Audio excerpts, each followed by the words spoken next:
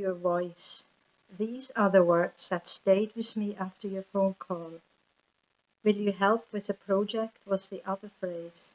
Of course I will help. We like to help and be useful. It is in our nature.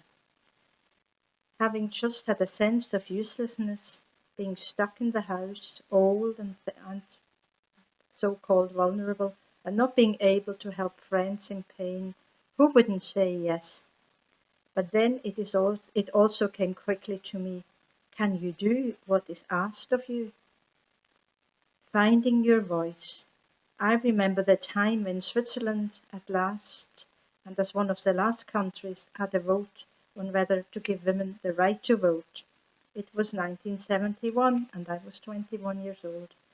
I remember writing articles for the paper suggesting women would need to start reading the paper and think for themselves.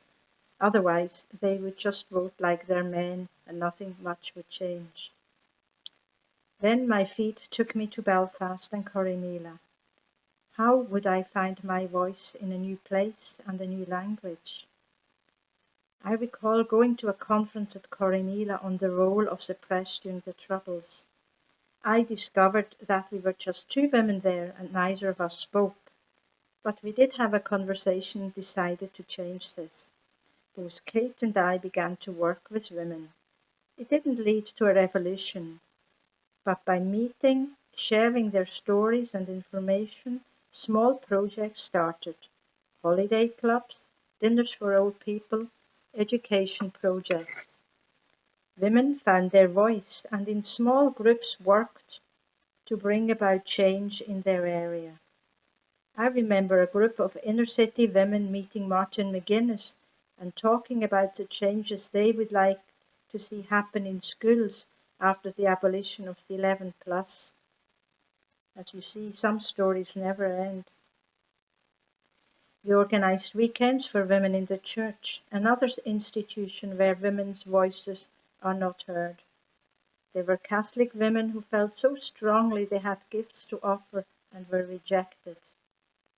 I remember one woman who after the weekend decided she would offer her counseling skills to a community group, and there she found her voice. Other women felt comfortable where they were, but they did hear the challenge. Is it enough to simply make tea? When were you asked to pray during a service? This time coming up to Advent also reminds me of our Advent reflection mornings for women.